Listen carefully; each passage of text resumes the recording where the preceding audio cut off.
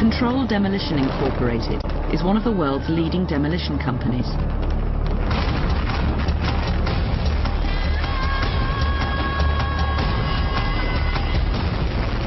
Mark Loiseau has been in this family business all his life.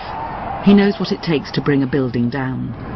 The largest steel structure we've taken down, which I think is still a Guinness record, is the J.L. Hudson building in Detroit.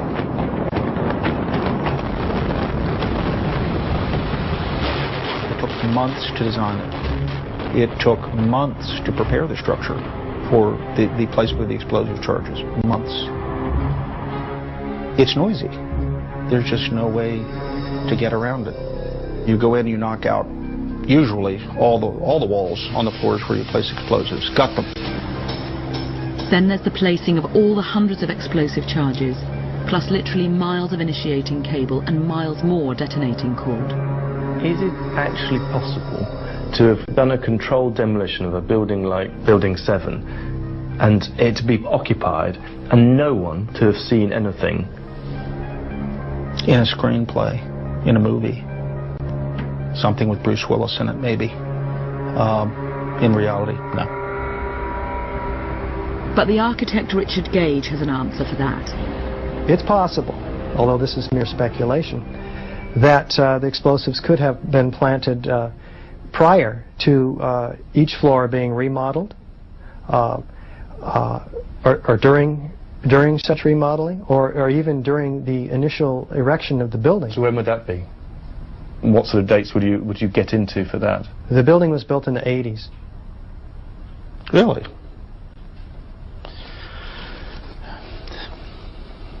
I don't know what to say to that. These explosives have a life expectancy. They have a shelf life. Some of the ones manufactured here in this country, they say use within 3 years. Otherwise, you can't trust them to go off at all. But what about the sounds of explosions before the collapse? This one was recorded after both of the Twin Towers had collapsed and before Tower 7's collapse.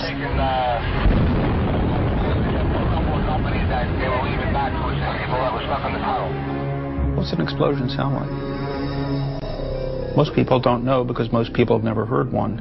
So any sharp, loud bang, that's probably an explosion. 10 massive buildings were partially damaged or destroyed on 9/11. Everywhere, burning cars and trucks and petrol tanks exploding. But was any evidence found of the huge explosive charges that would be needed at the time of Tower 7's collapse? When you're dealing with charges this size, the amount of air that is displaced will break windows easily. Mark Loiseau was brought in by the Office of Emergency Management 3 days after 9/11 to advise on the removal of debris.